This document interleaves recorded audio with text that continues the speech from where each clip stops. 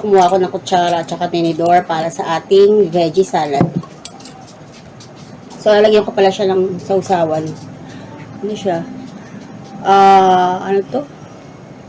Roasted sesame. For salad talaga siya. Saka lalagyan natin na ito. Honey mustard. So, parang hindi na nga siya naging masustansya kasi hindi naman home. Yung asa ko, dala-dala niya. May dala-dala siya. Ano ba to? So, konti lang lalagay natin. Lagyan natin. Para lang may lasa.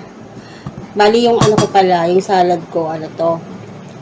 Merong cucumber, lettuce, tomato, onion, tsaka apple. Nilagyan ko ng apple para medyo may konting tamis. Nilagyan natin ito. Yung honey mustard. Wow, sarap. Haluin natin. Busog na busog ako nito. Ay, nagagalit yung aso ko. Ay siya. Nagagalit. Nasa likod ko. Nagagalit si Maxi. May dog.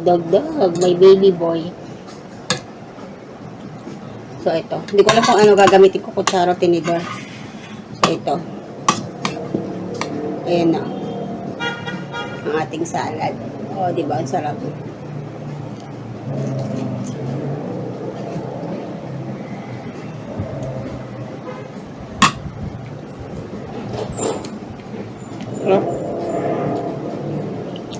Madilim na kasi. So, yung liwanag ko nang gagaling sa may ano, ilaw.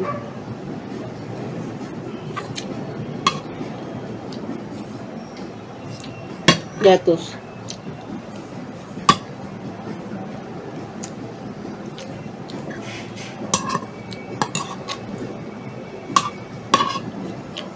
Ang sarap siya pag may apple.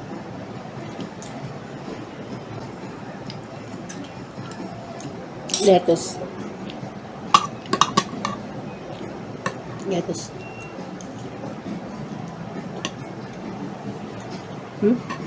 Ngayon na. Tiga Dubai. Mga businesswoman sa Dubai.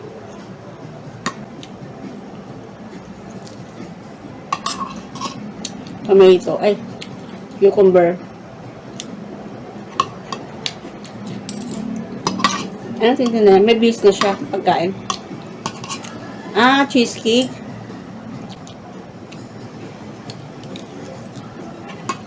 Yep. Full meal na to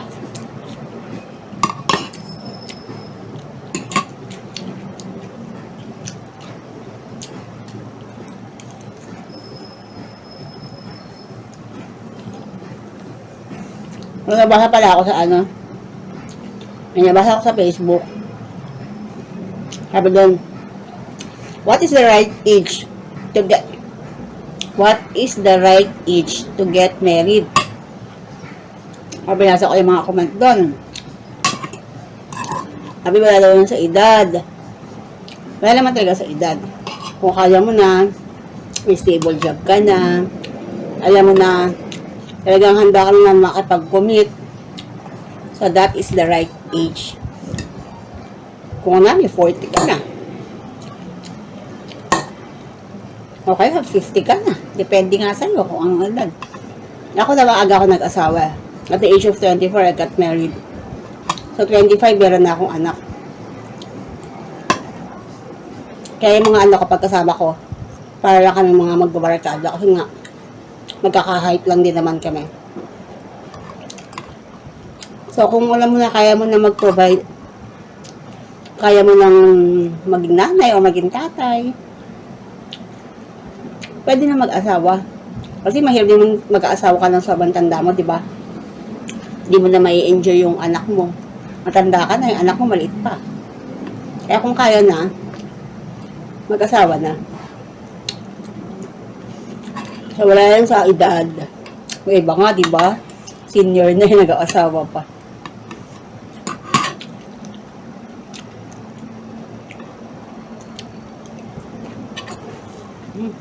Lahat na maubos.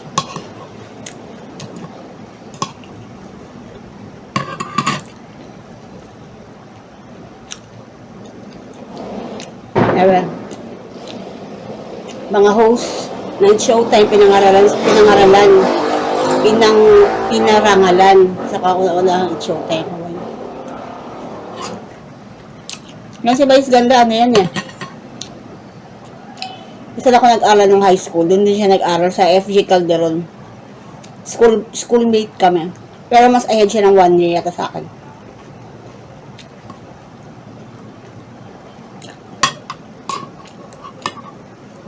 Yun nakatulong sa BL dati. Tambunting. Nasuso ko kasi Itbulaga eh. Kesa sa It's Showtime. Mas pinapanood ko Itbulaga.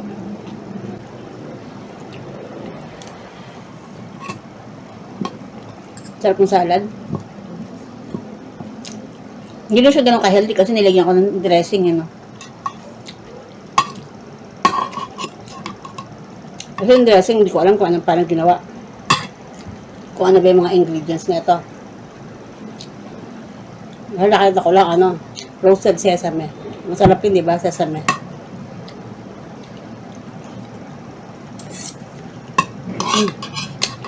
Konti na lang.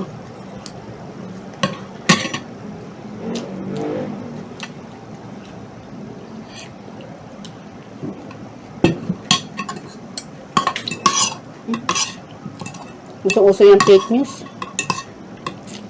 Daming fake news sa Facebook. Sino ba yung dad sa Facebook? Laging pinabalita, patay na daw.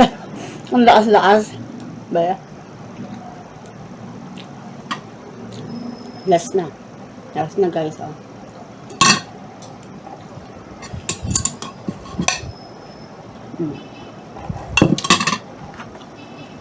Sarap. Kaya, hindi ako makaksida. So, hanggang dito na lang.